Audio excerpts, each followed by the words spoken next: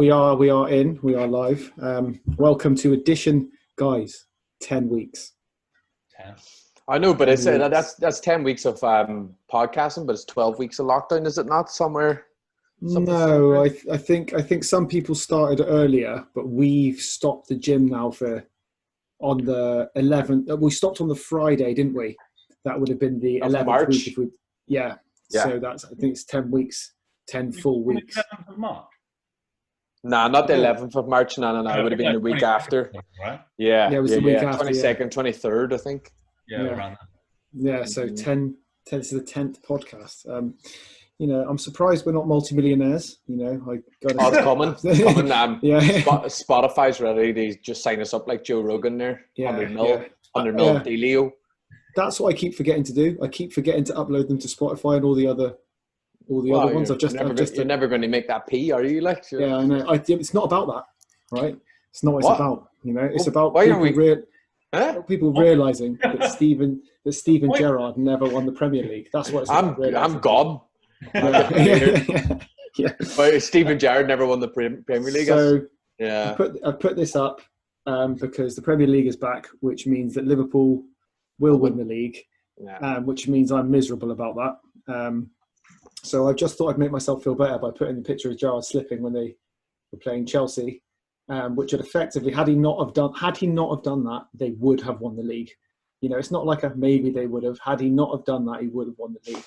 So it brings me some joy. Hopefully it brings you non-Liverpool fans some joy as well, because they're going to be lifting the trophy this year. They deserve it, in fairness.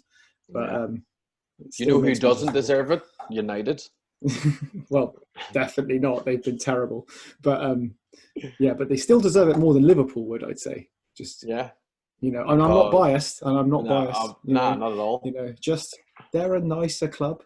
Like their supporters, just their customer service skills. I'd say their customer service skills. They were the first to, they pioneered the non-furlough of non-football related staff members. So it's after the people first. I don't know if that's true. I just kind of said that without any evidence, but. I'm pretty sure they did. You've lost all sponsorship deals. Possible. We've lost all audience now. That's the worst intro we've ever done. We've literally lost all the audience. Why am I listening to this? I'm just hoping that Max Bray's watching, because I know he's a Liverpool fan. So I'm just hoping that he's watching this. Just to solidify. Anyway, let's talk fitness, shall we, gentlemen? Welcome everyone to the 10th podcast of Isolation. Hopefully you're all well. We're going to talk about chin-ups today, chin-up progressions. I would say personally how to get to doing a chin-up, because I don't know if you two would agree, amongst the other stuff that we've talked about, deadlift, squat and bench, probably the hardest to get someone from not doing a chin-up to doing a chin-up. But also, like we talked about last week, the most rewarding, if you go from 0 to 1, that's a 100% increase. That is a 100% increase. It's like amazing results. Yeah. From doing one. For doing 100% increase. That's. Although getting there is hard, very hard. But it is what we bring. I just wanted a quick one. On Jack's point last week about the shoulder blade movement forward and back on the press, because I've been thinking about this, and I do really like the idea, especially because when we do stuff like a row, what I've been often trying to get people to do is at that stretch point, see if they can still get their lat at the lowest point of it to remain engaged. So they're not just pushing their shoulders forward in the row. They're pulling the shoulder, letting the shoulder pull forward, but trying to keep engaged as much as you can. And I think once you get someone's shoulder stability right, that push forward on the chest press will be really, really beneficial. So Jack, thank you for last week's tip. I'm going to start adopting it. I tried it myself actually at home the other day. Obviously I completed it straight away. So. Never have to do it again. I never have to do it again. Yeah. So let's start with these. Do we want to recap on last week? is there anything you want to talk about? Let's get into chin-ups, man. It's a big subject. So many theories on, or not theories, there's so many like programming strategies on how to get there. Like, yeah, I'm sure every one of us got a different one. Well, let me go first, because the reason for that is because the last few weeks I've been kind of pushing everything on you two, which I feel I don't feel guilty about at all, to be honest. It's been terrible. It's been really lovely. I've experienced getting people from no chin-ups to doing a few. For the first probably 12, 16, 20 weeks, they don't do any. I get them to work pull downs, work through phases, getting them to build some muscle, then build some strength, putting the phases back in, and any sort of rows, pull downs, any variation of back work with assisted shoulder stabilization work, like we talked about on the last podcast with regards to bench press. When I start getting them to do chin-ups, I tend to adopt kind of a wave load system. The most successful person I did it with, to be honest, was Katie from Team Breakthrough, because she was at work and we were able to do it twice a week. We were able to work on the chin-ups twice a week. So one of the days we do kind of a heavier day where I would heavily assist her with the chin-up. So this is, just bear in mind, this is after we'd done weeks of, she'd already done the groundwork with the back work herself in her training, but we've done weeks of strengthening her back muscles, strengthening her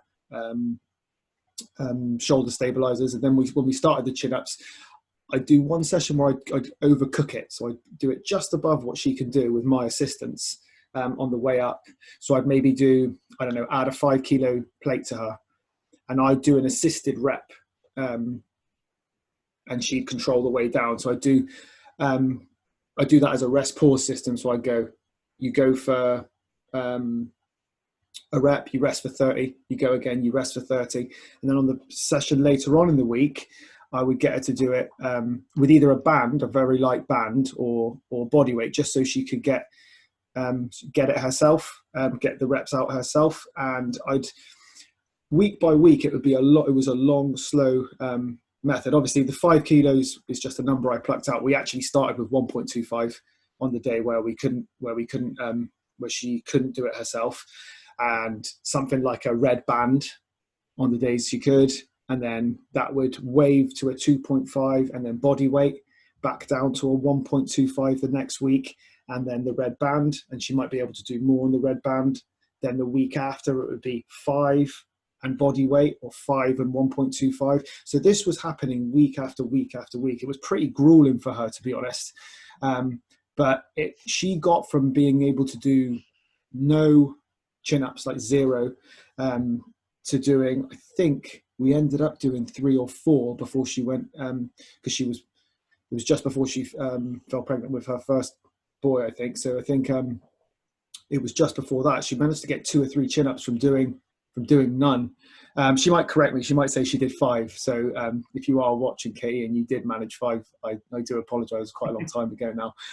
But I've adopted pretty much the same policy with most people, where I get them to take quite a long time building up towards even doing a chin-up, and start with banded, and then creating kind of a wave system with some rest pause in there, just to, because the way I see it, the session where I overcook it a little bit, where I give them a little bit too much, better prepares them for the session at the end of the week, where they're doing maybe a little under what they can maximally do for that rep range, but it means they're able to develop their chin-ups quite well. It's hard because when I spot them, I do just that. I literally spot them. I don't push them up there. They get up and then they struggle, and I just kind of touch them, and it's like a 30-second rep here and there. So it was quite tough, and that works really well with Katie, I think, because she had 2 sessions a week. It's a lot slower with anyone who was doing it with me, personal training once a week. It does happen. I have got people there, but I think it's taken nearly double the time for them to get to doing it. But it is, like you said, Simon, really, really satisfying.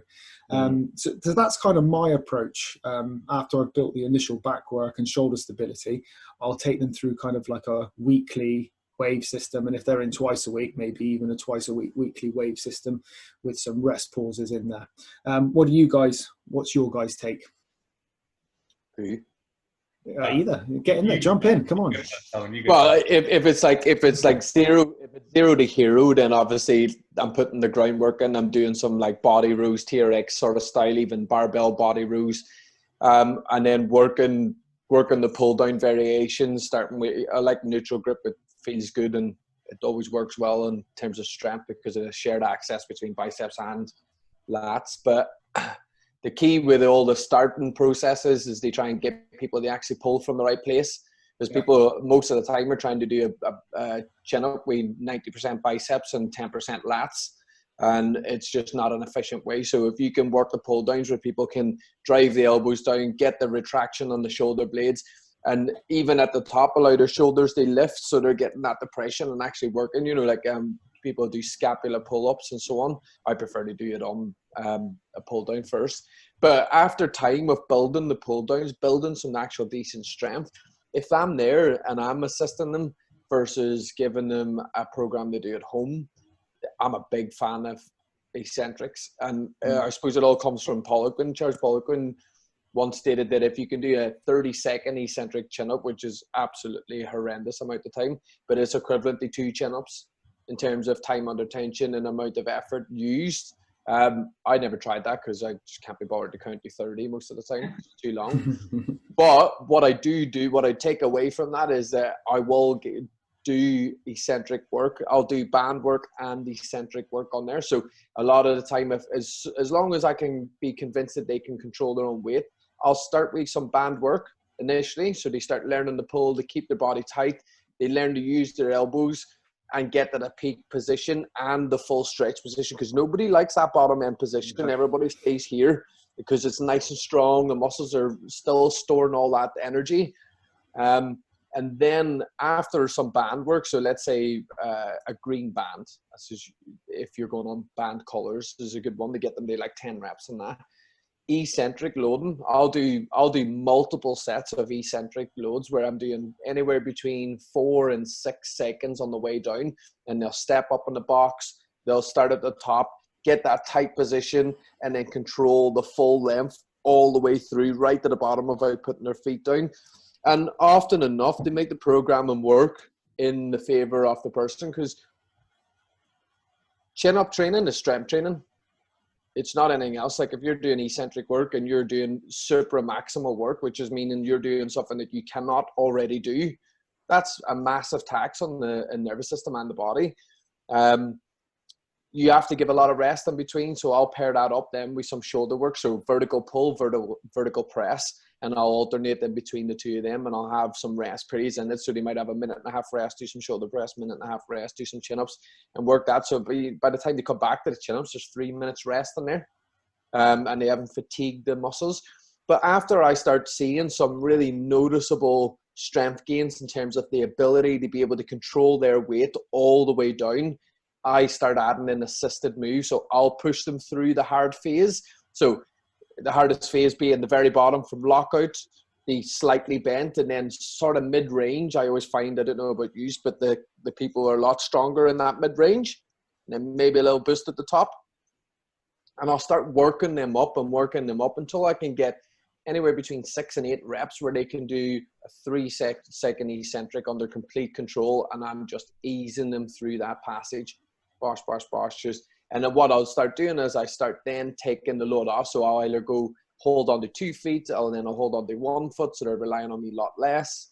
And the whole time this is going on, there's still assisted pull downs, or there's TRX rows, or there's some version of a row to try and get some real retraction work going on there.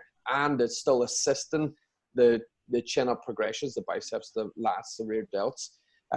So once I can get them to do that, generally then you'll be able to move into a single form chin up. And once you achieve that one chin up, that kind of opens the doors to me. Anyway, it opens the doors for multiple sets of low reps. Because, you could do 10 sets of 3, or you could do 3 sets of 10. In terms of volume, it's going to be the same. It doesn't matter. All you have to do is start reducing the rest periods in between them sets, or you start building the reps up. Instead of 10 sets of 3, it could be on sets of 4, or yada, yada, yada, or 10 sets of 2, whatever. But that's the way I like to go on it. I like to go band work until I can get 10 on a good medium resistance band with full range. Then I'll start hitting them with eccentric. So if you haven't got a spotter, step up in the box, get yourself tight to the bar as close as you can, and control all the way down to a full, rather than just letting yourself drop. And then once you can do about anywhere between 6 and 8 of them, you're ready to start moving that up in the chin-up position. So either using a very, very light band to assist that bottom lockout phase, and then taking the band away and then doing multiple sets of low reps. I know from Jack, I know he trained Anna, and Anna can do about 800 million chin-ups. So he's changed my mind on band training, actually, because I think that's more useful now. I mean, I like band training, but pull-up. Sorry? Using them for pull-ups, you mean? Yeah. No, it just with the amount that because you use them quite a lot, I believe, anyway, with Anna. Yeah. And obviously she can bang out 12 reps on the chin-up. So, and from what I have experienced, or from what I know anyway, is that you set her on these, working just the volume on it, working the movement, and then eventually just being like, go and try some chin-ups. And then by that point, she already built that base and was able to do chin-ups. Well, that was going to be my question. I've thought about this for a long time. I don't know the answer. And you brought it up that I used to do it before when taking someone through chin-up progressions and getting them to the goal of one. And there's a massive emphasis placed on the eccentric. I used to program it thinking, I don't know, when I was younger, I thought that was it. Yeah. But with Anna, I didn't do a single period where we did any eccentrics for a chin-up. Because I've just thought, why? What's the point? Yeah. Because where everyone struggles is on the concentric. Yeah.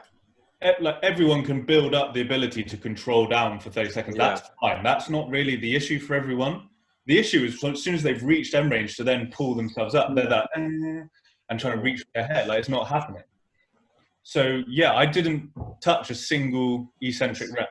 We just did. I think we did good phases of lat pull down, and this there were some things obviously you can't go through. It was all online with Anna, so I wasn't there to teach the proper scapular position and everything in terms of, obviously she had success, she did really well. But yeah, we started with, lat pull down, just got really good at that. And then banded work, like banded pull-ups. Yeah. Progressed to, like you said, volume on that. Then I think we added in some pause reps, so banded reps, and then just went into body weight. Yeah. And That's then, right. Yes. Well, the results were, like I said, and I get it. The whole theory behind, for people that don't know, behind the eccentric load is that you can obviously control eccentrically a lot more weight than what you can concentrically. So if your 100 rep max bench press, or 100 rep, your 1 rep max bench press was 100 kilo, you might be able to lower 110 kilo under really good form. So it then forces the body to, because that's where you do a lot of the damage to the muscles. You break the fibers down on the eccentric and you force adaptation, and through time it develops strength on the concentric as well. That's where we were all at, wasn't it? So I always like to throw that in. But like I said, after I've seen the work that you've done with the bands and how well the volume, not even just the chin-ups, but the volume of chin-ups that she can do, that really changed my mind in terms of how I'm going to program going forward. Yeah. I mean, it's the greatest success in terms of getting someone to a pull-up. I mean, I haven't done any of the work, and I've done all the work, but in terms of helping someone get there, like it's easily the best and the easiest it's happened, whether that's just her or not, but that's what I'm going to use in the future. And probably what I'll also add in, probably before going straight into banded full pull-ups, is sort of regressions of the pull-up itself. So start with my usual position of the lat pull down, just because you can learn the position of pulling down and what your shoulder blades need to do and everything so much easier with the exercise. But then going to something like a half-seated barbell pull-up. So you just set the barbell halfway up the squat rack and have yourself on like a bum on the floor, and then put with your feet on the floor, and then you can just practice that pulling up and build that up probably before then going into the banded, just as an extra stage. I like that. I use that on the TRX as well. I use that now because we're not in the gym and I don't have like close grip pull downs or any of that, so I can go wide as or narrow as I want, but that where you just lock your body in an L, keep your feet off the floor so your heels are there. It's only contact and you're pivoting basically on your heels. It's such a good exercise, and you can really, and it's hard. It's hard. Like we can make it harder by using tempos and stuff, but yeah.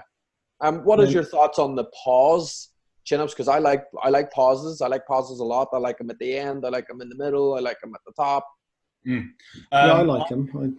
I've only used them at the top. Excuse me. Yeah, I've only used them at the top of the position just because, for me, a lot of what I find with people with pull-ups or chin-ups, when they're trying to get to the top of the position, they're reaching with their neck, and that's happening, and then they forget all about what's happening up here with their shoulder position, because I always want the person to think about pulling their elbows to their ribs rather than their chin to the bar, because then that immediately just stops the focus on that happening, and the whole exercise going to shit. So that's the reason I like the pause, because you can reinforce that down and set position. Yeah, and I like it. I like it as well. I like the pause at the top for the same reason. I like the pause at the bottom because strictly because I can get people to then stop. Because like you talked about it earlier, Simon, when people get to the bottom, then they immediately want to get there and then straight back up. Yeah. Whereas I want them to get there. I want them to pause and pull and then retract. So it gives me a second just to go drop and retract. And if they can't do it, that's when I'll start introducing some. That's when I'll pull them back to banded and get them to really focus on that. But I like the top for that reason. So often, like Jack was saying, as they get to the top, if they can't quite get that retraction at the top, I tend to get them to just get themselves up there. And once they're up there, I go, right, now sink your shoulders down and lift your chest once they're in position. Then I start saying to them, look, that's the position you need to start thinking about as you're coming up. And it takes a little bit of time, but like you guys said, once that's happened, I might get them to do higher reps on a pull down, where they can control the weight all the way down, and I'll give them a 3-4 second pause at the bottom of each rep just to build that up. I like that. I really, going back to what you were saying about bands, I really like using bands. I also really like using eccentrics. Both have kind of worked. The eccentrics I tend to use when I'm the spotter though. So it's like when I'm there, I'll get them to come down really slowly, so then I can support them up, because you know what it's like. It zaps the arms quite often. How often have you got someone to do eccentric chin-ups and then their arms are wrecked for days? So I'll tend to do more like slower eccentrics on when I'm spotting, but when I use the band, I just try to tell them to get control on the way down.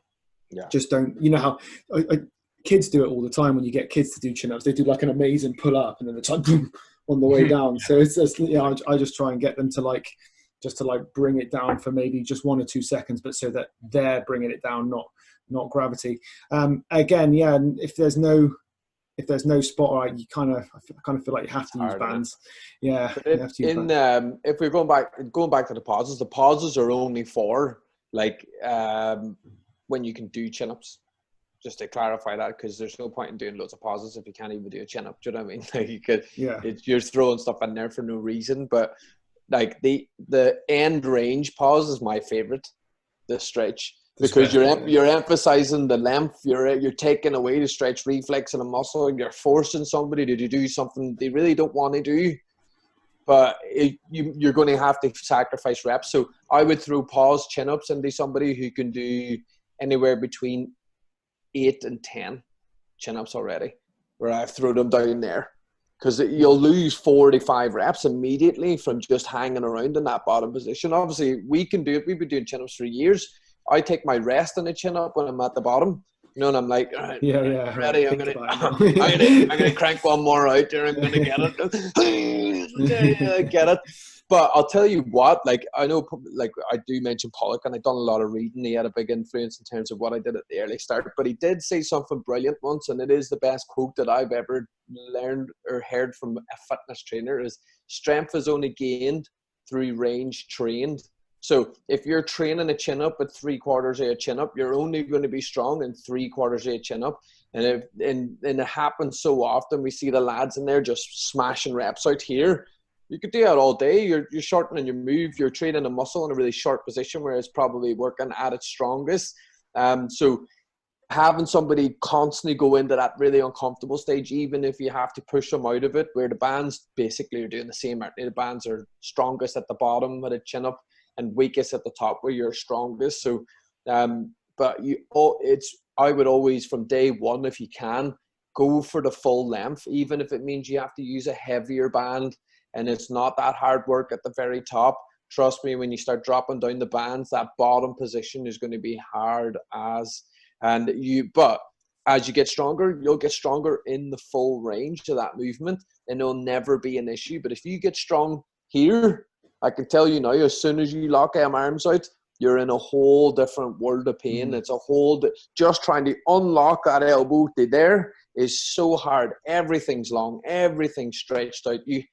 Unlike a bench press, you're not starting in a contracted position where you come to the bottom and you're storing energy as you're loading it. The chin up, you're starting in the stretch position. There's not many exercises you do that, apart from a deadlift, but a deadlift's a deadlift, you know.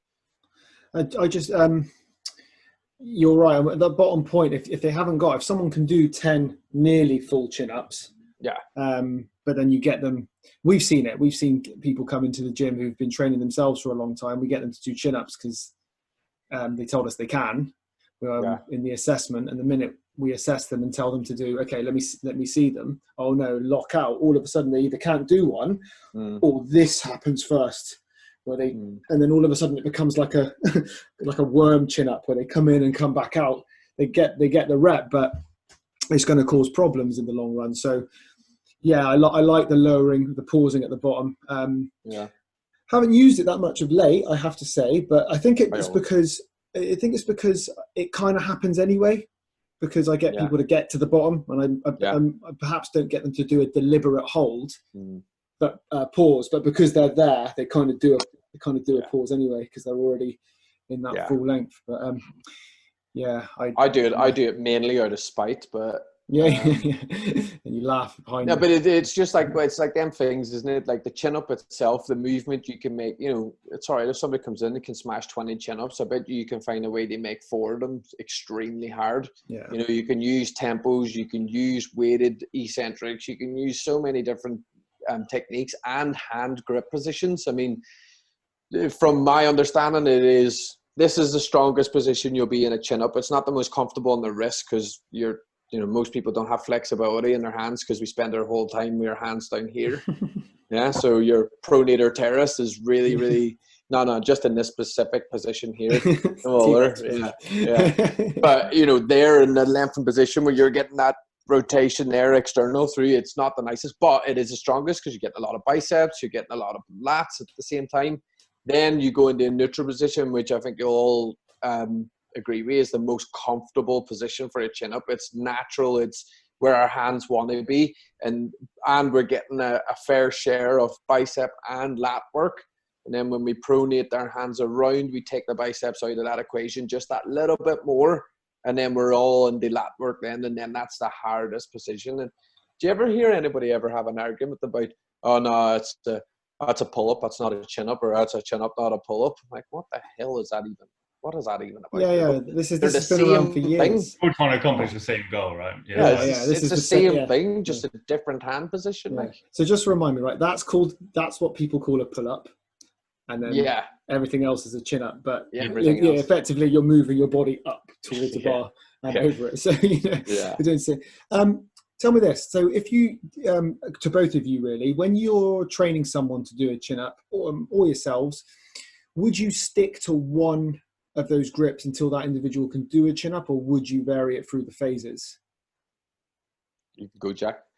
To be honest, I've just stuck with neutral pretty much the whole time because it's the nicest position for the shoulder for most people. So I just mainly stick with that. And then once you've smashed that and you're like, right, we completed this, then I would probably mix up the grips and add it for variation. But I pretty much just exclusively stick with a neutral grip position, just because it's the nicest on the shoulder.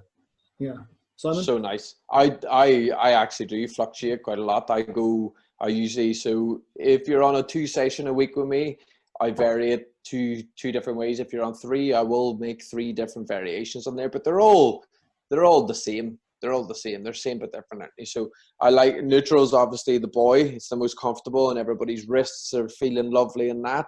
I like a semi-supinated, so like a 45-degree angle, almost a close grip. I don't like putting people in there because even when they go to lock out, they feel like they're still holding their elbows. But so a 45-degree, and then I'll go an opposite, which is a 45-degree neutral grip there. So it's neutral, just slightly pronated, or sort of underhand grip there, but 45 degrees supinated, and then pronated at 45 degrees. But you're talking about 1, 2, 3. There's not much variance in there. I'm just varying maybe slightly how the muscles are recruited, but also I think I do it mainly because it's change. I like to give somebody, it's just a change sometimes, instead of just hammering the same pattern all the time for somebody.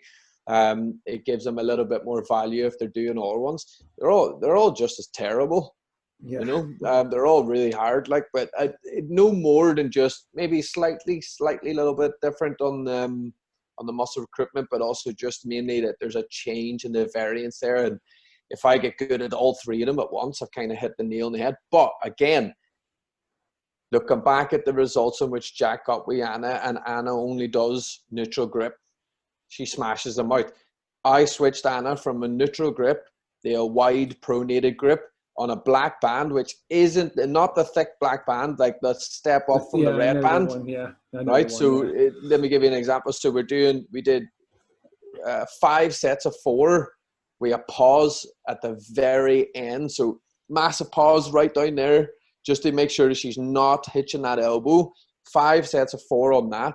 Then I back it up then with rounds of like a B1 to B4, but a pronated wide grip chin up on the black band, and then an RDL, and then a kneeling row on the band. She managed 3 rounds of 10 on that, not losing the rep. So that just goes to prove she nailed the strength in terms of the neutral grip, but the transfer over to a completely new grip, which she never did. Set 1, she hit 10. I don't know what's banded, but that band she's just done 5 sets of 4 with a pause, with no band.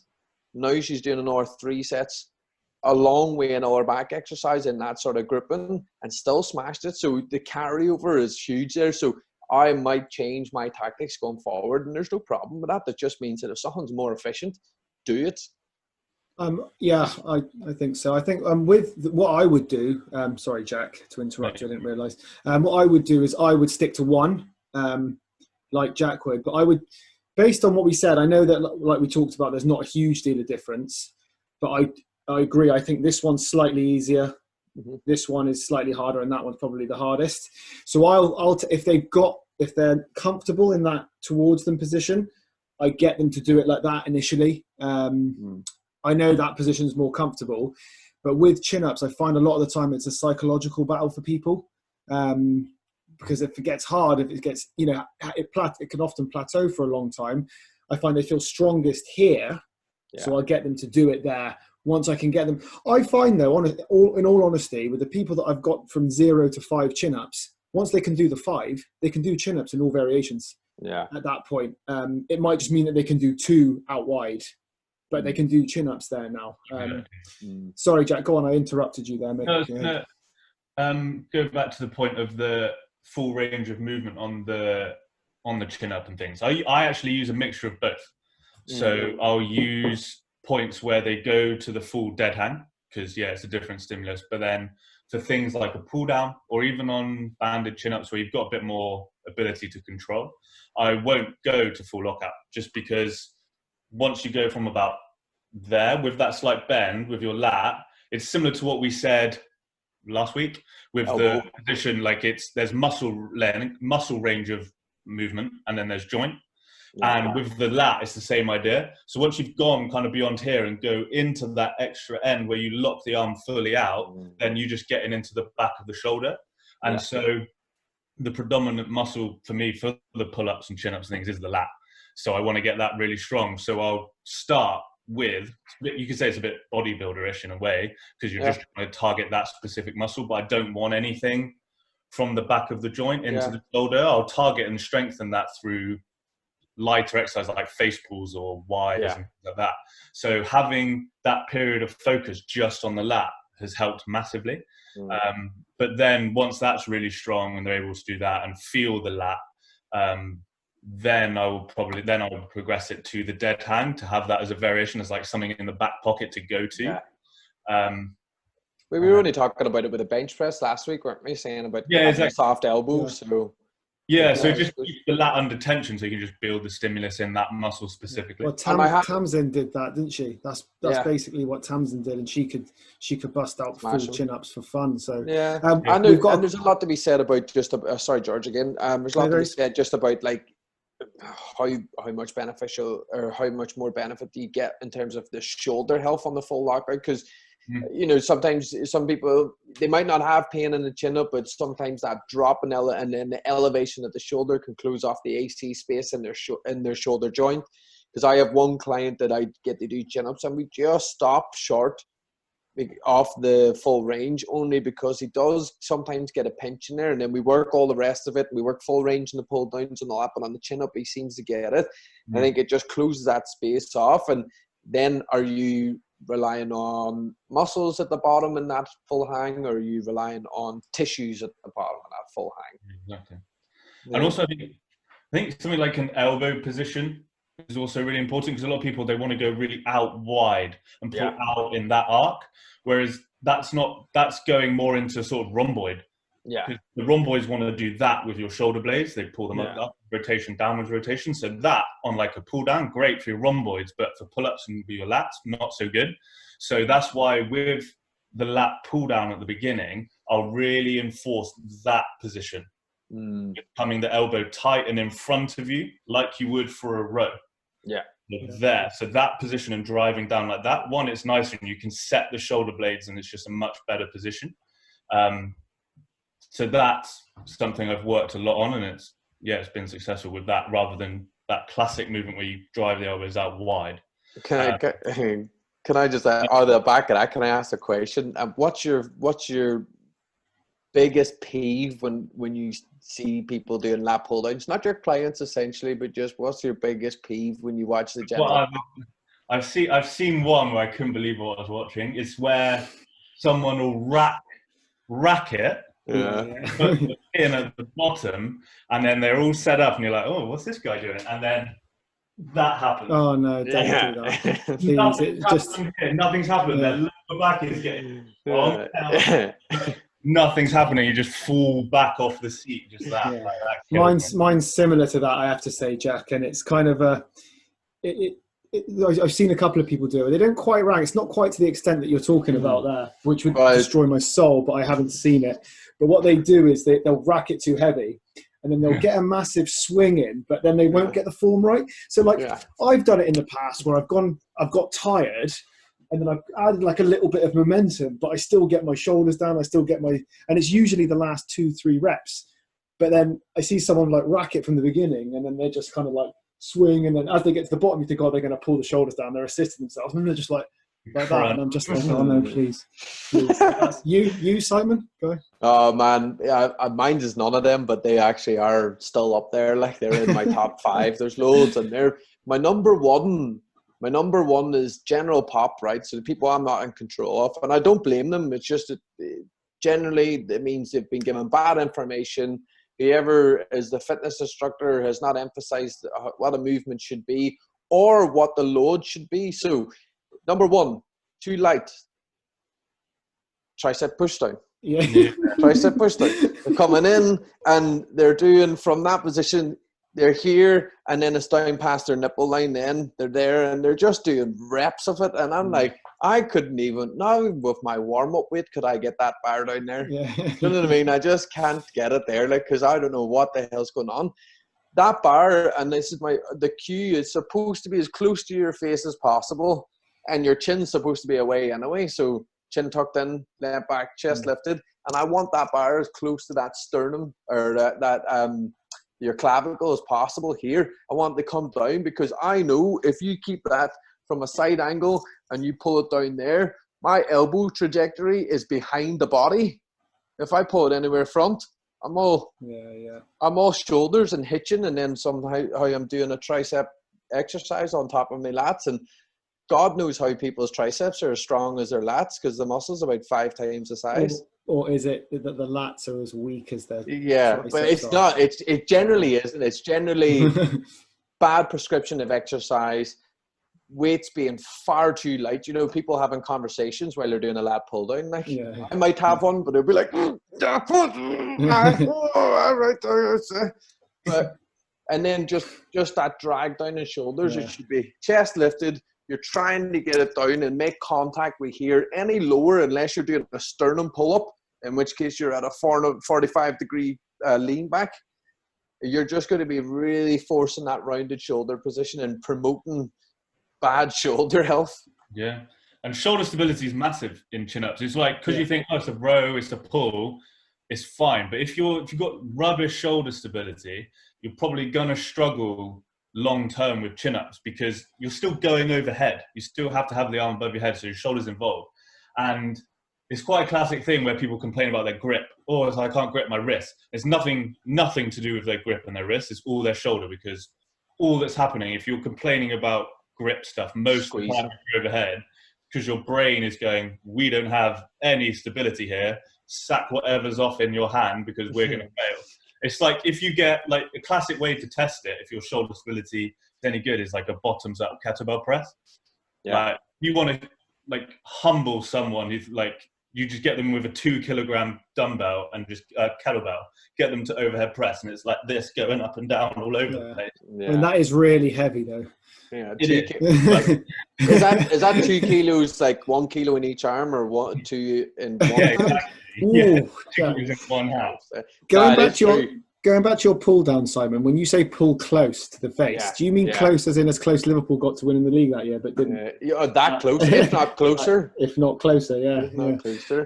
We got a question about kipping pull-ups and whether we think they would provide any help to restrict pull-up in the long term, or whether we think they're more counterproductive. I would ask, do they do CrossFit for a sport? They had done CrossFit in the past. They don't anymore, but not for sport, no. If you do it and you enjoy it, like you're doing CrossFit, then fine, crack on. It's a skill in that sport and in that realm of the world. But if you're looking to do a strict chin-up and work on your chin-ups, then no.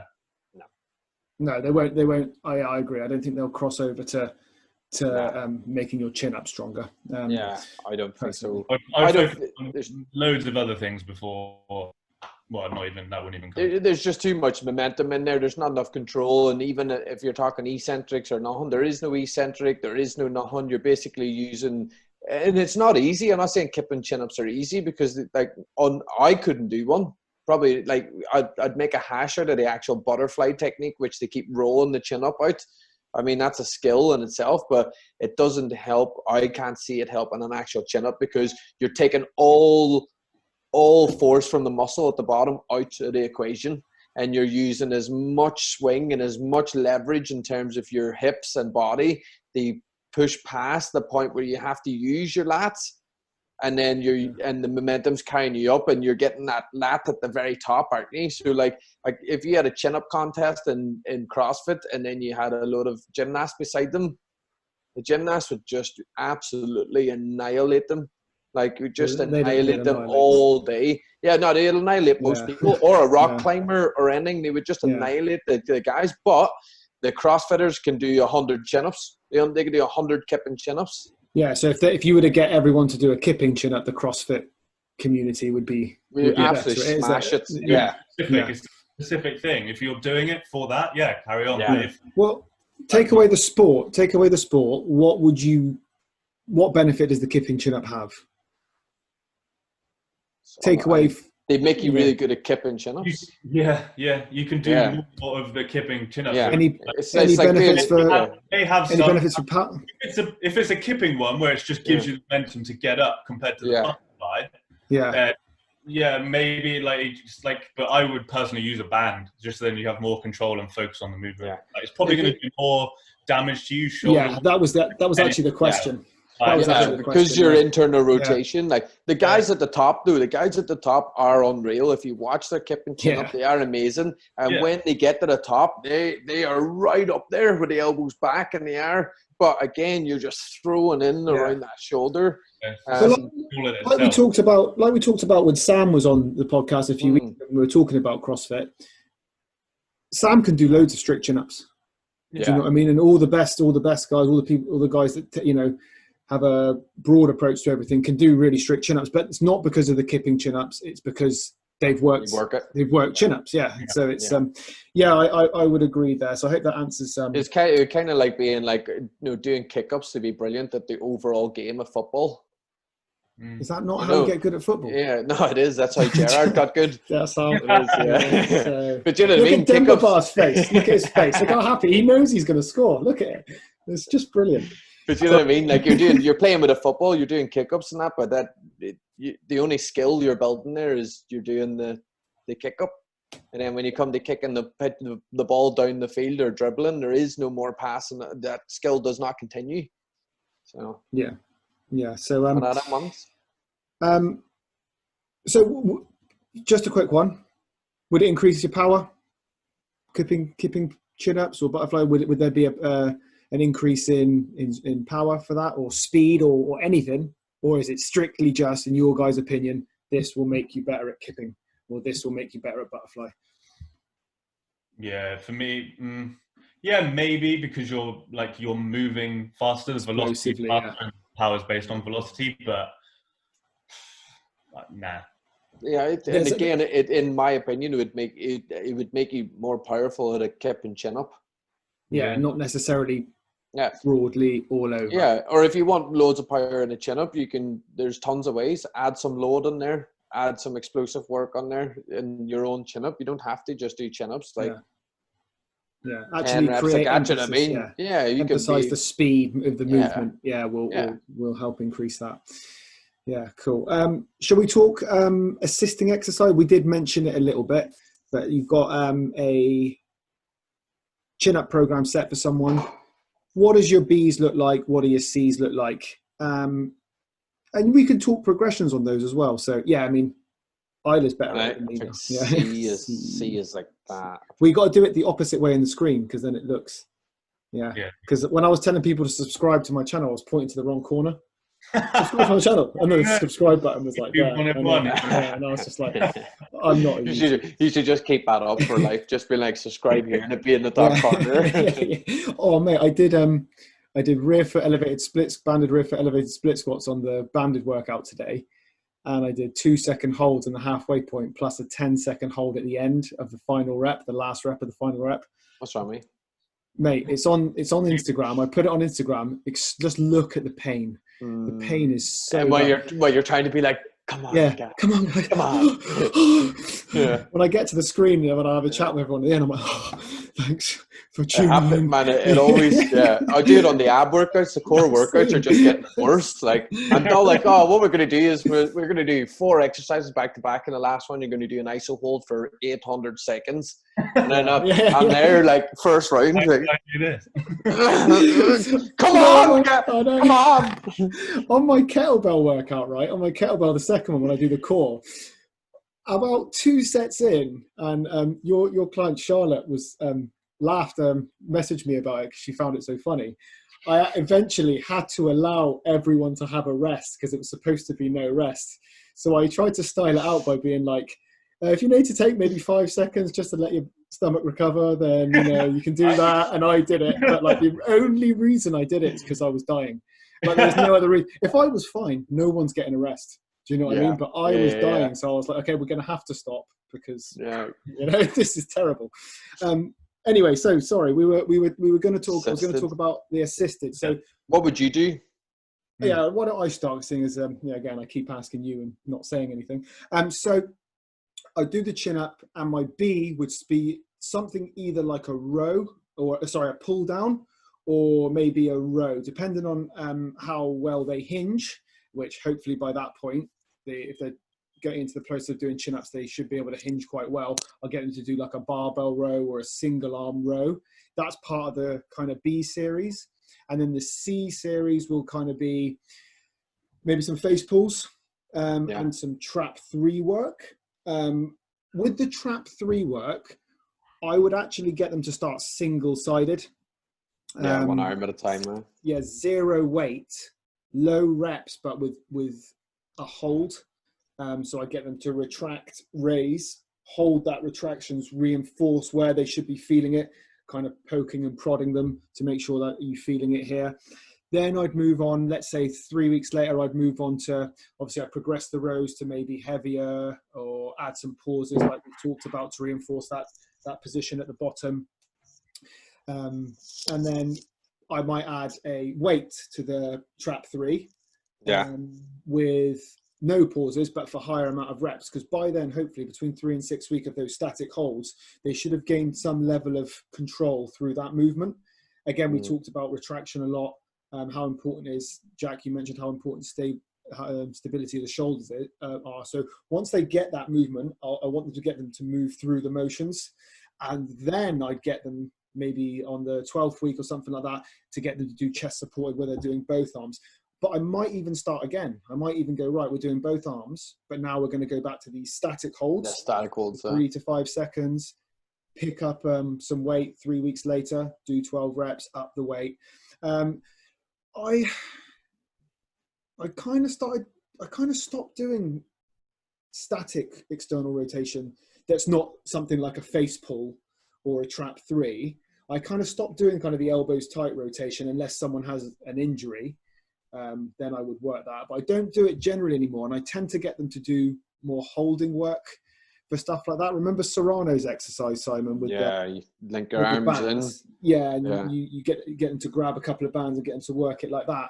Well, I got them to do it with you might have seen me doing it in the gym side where I get them to hold a band, walk away.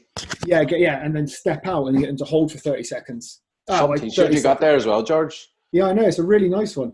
I keep meaning to give this back to you, man. But I don't want it anymore. It wouldn't fit me anyway. I'm too big now. Yeah, I mean, it fits me. It's too big for me. So, so it's kind of like a inspiration for me to grow into it. That was our cheesy growth line for that was our steps induction system. Seven steps induction where you had to see Gerard, there he is. I would do stuff like holds, and then as it gets harder and harder, I get them with the external rotation. I'll do a rotational exercise. So I get the band, I'd rotate, I'd get them to step out and hold. Be careful, George. I know, sorry. I get them to step out and hold, and then they come right back. Oh, there's nothing to see there, mate. let's be perfectly honest. Man, this is daytime, all right? Keep it easy. With how I progress the pull-ups, I might actually probably with the pull-ups, the pull-downs, get them to initially start with holds at that bottom. And once they can control the holds, then I get them to create reps, more and more reps, maybe 10 to 12. And then and only then when I'm satisfied that they're getting that nice movement. And like you said, Jack, it doesn't have to be locked out. It can just get to like a full range and then come down. So they're still, we talked about it earlier, I want them to hang on with the lat. So at that top point there, I want them to still feel the lat before they come down. And at that point, then I'll start adding load and continuing to make them stronger. But often that would have also been done before I got them to do any chin-ups. So someone else go. You can go in there, Jack. So things I pair with a chin-up. So either it's just completely on its own and then with just full rest. So like 2-3 minutes rest just because of the nature of the movement. And just because I've thought about it in terms of, because we've mentioned it before, how chin-ups can be the most grueling exercise to do. Like some days it just doesn't happen. I think people forget, and it's the same with any movement. So any strength movement, strength can vary by like 30% a day. So say last week you did 2 chin-ups and you smashed and you're like, yeah, I've got it. But then the next week you come in and you can barely do 1. You're like, oh, I've got worse. It's never going to happen. I think it's just because of the nature of the movement of chin-ups and the nature of how strength varies throughout weeks and days and time. It's more obvious with that movement in the sense that it's so obvious, like, oh, I'm tired today. Because it's your maximal, isn't it? Most of the time. There's no hiding from it. You either do it or you don't. Yeah. So it's just something to remember, that terms of the progression, it's something to think about long term, that there are going to be some days where you're not going to do one, especially if you're at the bottom end of the development. But to actually answer the question and stop going off on a soapbox, so what I like to pair with chips is something like a static hold position for your core. So something like basically the progressions for a active hollow hold or a hollow hold, just because essentially for the ideal chin up position, you want to be in a hollow hold position with the ribs down rather than flared out up and up like that. So I normally pair it with, to start with, a bent hollow hold, to then a rocking bent hollow hold, to then an active hollow hold, to then full hollow hold, to then a rocking hollow hold. They're like the progressions that go with it, as well as the pull-ups progressing. But then accessory exercises behind that will be some other type of pull. So probably a single arm row. And that can be dumbbell in like a 4-point position, or something more optimal for the lat, probably with an angle like this. So if you think about the angle of the lat, that's where it wants to be. So hinging over a bit more, so you can pull down the line of the muscle. So you can target that more if you really want to develop that, especially if you want to put muscle on. And then probably, and it depends on the type of session. If they're doing like the split, so if they're doing full body, I'd probably do some sort of lower body push, or lower body pull. Or if it's full upper body, I'll probably chuck a push in there as well, just to keep it fully developed. I probably wouldn't do too much else pulling wise, maybe one other accessory pulling, it's like a row, probably unilateral, and then shoulder accessory work, like you mentioned, so face pulls, Ys, Serranos, anything like that. I will say with like we mentioned last week, so just so everyone knows, again, all that work doesn't have to be done in one session. No. Okay, What? Just I'm sorry, Simon. I know this is hard for you to take. I mean, with chin-ups, we rows and split squats and trap threes and sorry. What? You have to do it. You know, you can do it elsewhere. This is it's a big pill for you to swallow, but it's just, the life of Joe's. So don't. So if you're listening and thinking, oh God, I've got to get all that in, you can get it in, and it's actually probably more sensible to get it in on various different times of the week. For example, the shoulder stability work you can do in your shoulder session where you train your shoulders or something like that, or you can do it totally independent, or chest. You can train it totally independently on its own. So just consider that as well, guys, the way you're programming your session. I think we're going to talk programming in a few weeks, aren't we? Properly. So maybe. So yeah. Anything else, guys? We want to. I would go. Like I said before, when I like to pair a chin up with an overhead press, just because you're matching two movements of vertical pull, vertical push, and giving plenty of rest time in between them. So the chin up with a rest, then a shoulder press and a rest. But I do quite like then, because the strength training, it's hard. Chin ups are hard. Sometimes I like to just go and get a pull down in there to get some good reps of volume after, just to keep that movement being trained. And then I always go for some version of a horizontal pull. And again, that might not be in the session. If I'm doing like a mixed session of 3 days a week where I've got pretty much full body for 3 days a week, I could be doing chin-ups on the start and the end of the week. And the assisted move on day 1 could be a pull down. The assisted move on day 2 could be a row horizontal. And obviously then somewhere in those sessions, I'm doing the face pulls, I'm doing the reverse flies or some sort of trap 3 in there. But I always like to get an or pull down in there at least, just because, like I said, you might do 4 sets of 4 or something like that, or 4 sets of 5 to 6 maybe on the reps. It depends on somebody's strength level, or even lower if you're doing that, if you're doing like 2s and 3s, if you're just building up single reps. I always like to just back it up, and that might be if it's really low on the reps, I'll back it up with some like 4s and 6s to keep the strength aspect there, but still keep that move going. That's always, especially on a neutral pull down, man. Love that grip. It's my favorites. I'll say once you can do some chin ups, once you can do some of that consistently unassisted, it becomes much easier to program then, doesn't it? I feel it becomes much simpler to to kind of program someone's workout, because not that it gets less demanding. That's probably the wrong way of thinking about it.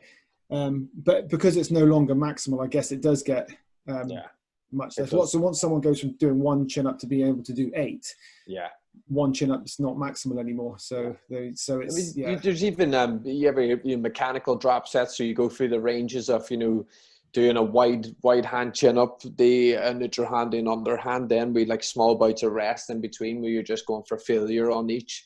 And obviously, as you're changing the stimulus from the hardest, eventually to the easiest, you just gain in reps. And again, you're gaining total volume on the lift. And there, I used to use a program, and I still like using it depending on the person and the goal. But an eccentric chin, so I'll assist them up. We'll do about 6 reps on the with about a 5-6 second eccentric. A neutral seated shoulder press, so keep that same pattern. Then in the neutral pull down then for a bit more volume then. And there's loads of rest in between. This isn't just like A1, 2, 3 rest for 2 minutes. It's like A1 rest for 45 seconds, A2 rest for 45 seconds, A3. And so you're keeping that focus of clean reps each time, but you're just doing the eccentric off it, so you're building the strength, and the next one you're working the last exercise in the 3 series, you're doing the concentric of the chin up phase, but with a load that you can handle. Tell me, go ahead, Jack. Sorry, I keep interrupting you. Go. What's someone who's doing that in their program? What sort of level would they be for you? So when would you? Let me actually form a question. It's getting late in the podcast. Where you had someone doing the eccentric chin-ups, then going into the overhead press, then the pull down. What level of person would you have doing that? So how many, like training? How many reps? Yeah. Training wise, it would have to be a fair bit in the training. So you've gone through all your assisted moves, you pass all the pull down phases. You're strictly on chin up phases, and I wouldn't give it to anybody who couldn't do 6 eccentric chin ups. Right. I'll assist up at 6 on a 4-second down eccentric chin up. Like, it's just another way of breaking that curve and a plateau buster. So you get them the fatigue out on the eccentric where they're really busting their gut, work on the shoulder press, and again, you're working a different movement pattern but in the same vertical plane, and then you hit some concentric work with a lighter load then later. So I would go at least somewhere in that sort of 6 range of good control. So 10 to 12 on a band, on a green band. Yeah. So they have to have some decent, because you threw at it anybody. It's not got the ability to actually cope, because somebody might just be like, oh, just jump in there and try that workout. Sounds nice and jazzy. You end up sore for about 7 weeks. Yeah. Well, that's the thing. I think people try and do too much, especially with chin-ups. So they'll do, and when they get chucked in like something like a class, like a HIIT class, it was the eye roll, man. It was the eye roll. Are you trying to say they're not a high intensity exercise? They're hard enough anyway. So when you then try and do 5 exercises after it, you're just stabbing yourself in the foot. What's the point? Yeah. Like, for most people, just a very simple assistance exercise that relates to the exercise you're doing. But like, pretty much, if you're just starting out, if your focus is I want to get a chin up, focus on that. Do some chin ups, So do whatever you need to do to get strong in that, and then you can have assistance. And then once you're done with the chin ups, you don't need to do chin up, split squat, row, all these other exercises afterwards. You're just ruining your chances of doing a second set of chin up. And even with a program like that, the A1 to A3 one that I would use, like, you're talking 6 reps on an eccentric chin up, 45 seconds rest. 8 reps on a shoulder press, possibly 45 seconds, a minute and a half rest, then pull downs, 2-minute rest. You know what I mean? It'll take you to do 3 rounds. It'll take you 20 minutes or something, and that's your upper body finished. Good luck. Good night, Irene. Let's do some lower body and finish with some assisted upper back exercises then. But I know what you mean. There's people there trying to do A1 to A75 and chin ups are somewhere in the middle of it all. You're just making yourself tired for tired's sake. So for the people who are watching who can't do chin ups but want to, we've talked about our 3 protocols that I think which will all work. Let's talk time frames, guys. Let's say if you did as much right as you could. Yeah. For someone who can do no chin-ups, but has a fairly decent kind of strength. Has a level of training, yeah. Has a level of training, has a training age. Rough time frame. I know it's really, really hard question. I know you can't answer it completely. 6.5 days. 6.5 days. Yeah, that's what I thought. 6.5 days, yeah. If you get your protein in, that is like obviously. If you get your protein and your I eggs. say I have, and you will probably all agree here, but like it all varies because nobody is the same, and not everybody pays attention to recovery and how many times people go to HIIT classes, like Jack says, in between all have masses of effects. But I don't think it's out of the possibilities, and I have seen it 5 in 3 months. Now that's like somebody who's got some good level of base training, who's already gone through the pull downs, who can do some decent rows. But I do believe you can get 5 in 3 months. Yeah, cool. Yeah, I would say that. Yeah, cool. Maybe it's just me. I've never done it that fast. No, but it does. Like that would be twice a week training, I would say, though. Yeah, if it's consistent where that's not only focused, I'd say 3 months. Cool. I would say like the range probably 3 to 6 months. Yeah. Okay. Yeah. Cool. That's a good. I say so. I've heard people saying you could do 10 to 12, but like unless they're on crack plus steroids, then like it's not happening. Like crack makes you strong. No, but it puts a fire in your belly. Yeah. You know. Yeah. For a bit, and then other stuff happens. Just So I'd say so. Again, like we talk about pretty much every single podcast. Patience with your training. It's not going to happen overnight. Be patient. Be consistent, and enjoy it. But if you're able to do 3 sets of 2 at the end of 10, 12 weeks, I mean, that's 6 chin-ups. Like that's amazing. If I was able to increase my back squat by 600% in 3 months, like I would just like the world would be there. It'd be unstoppable. Do you know what I mean? Like you would never get a result that good ever in any order. So like you can, and that's what I think people like Jack was saying there. There's a 30% decrease sometimes on days where you're not feeling great in the chin up. That's all right. Don't beat yourself up about it, because if you went in to do your 1 rep max squat every single week, there's going to be times where you just do not hit it, or even your 3 rep max squat or your 5 rep max squat. There's reasons that people have deloads, and they have very specific training and recovery like systems in place for that type of load. The chin up is your 100% load. If you've done 0 to 1, that is your 1 rep max. Like, good. Anything else on that, guys? Anything else you'd like to add before we? I'd like to give a couple of shout outs before we conclude. So if there's anything else on chin ups first. That's all right. That's good. I think that's enough. So I think we can. I'd like to give a shout out to Helen. I don't know if you saw my post, but 150 kilo deadlift for 1 rep, which was insane, because what we said last time was we want that next time. We want you to hit 145 again, but a better rep. Not only did she hit the 150, but it was nice, cleaner, better, looked like she had more. Everything what made me want to do another set at 52.5, but we didn't. But yeah, just a big shout out to Helen. Also shout out to Tom D, the man Tom D. Michele. Getting better results now than he did when I was training him 3 times a week, man. Do you know what I mean? So he's killing. That's because they shut down all the burger joints, didn't he? No, they haven't. They haven't. There's 5 Guys are still open. All these places are still open. Yeah. I don't live in the city. I haven't been to Bath since coronavirus. Like I have not been in Bath since coronavirus. Where's open now? It's all like takeout. What? I'm missing, man. I've been missing. I've been sitting here making potatoes and rice. Deliveroo, mate. Deliveroo. So yeah, big shout out to Tom. He's got down to well, we've hit a target that we were aiming to hit when we got out of lockdown. So just for everyone at home who's thinking they can't get results if they don't hit the gym, there's other stuff you can do. There's you can still get set some sort of goals, get some sort of results. Keep moving, keep working. Everything just needs a plan.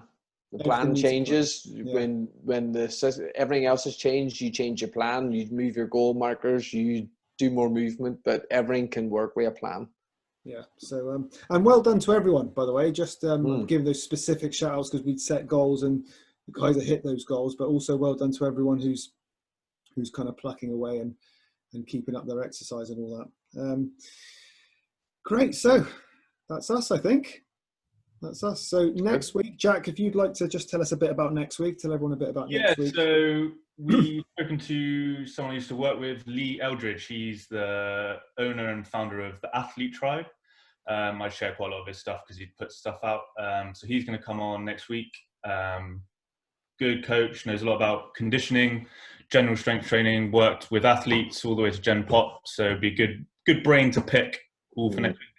Do you know what I'm interested in learning is like, what are their what's his techniques when it comes to fat loss for athletes? Because you know, like athletes have body fat percentages and in like high level cases, they've got like ideal weight classes, ideal body fat for their sport, don't they? Like even in the 1000 or the 10 kilometer and all that sort of stuff. But I guarantee it's not going to be increase the amount of times you work out. Yeah. That is not going to be. So what we're doing is we're doing 7 hours a day now. We're going to aim for 12-hour sessions. Imagine that is his advice. Like 50 sessions. No, we just yeah. Oh, we're all wrong. Yeah. Okay, cool. So we'll look forward to that tomorrow. It'd be good to get someone else on here again.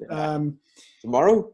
Tomorrow, yeah. Yeah, well, can we do it tomorrow? No, you did an hour podcast. That's me and Jack's podcast tomorrow. Anyone? Yeah, of course. Yeah, the one that you've secretly hidden from me. Yeah. Have you done any outdoor training with anyone yet?